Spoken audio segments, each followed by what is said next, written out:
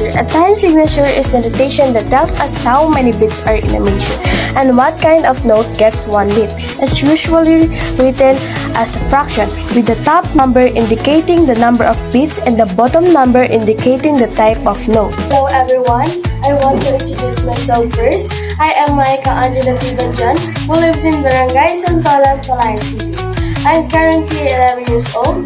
Today, we're going to learn about time signature of 2/4, 3/4, and 4/4. Let's go!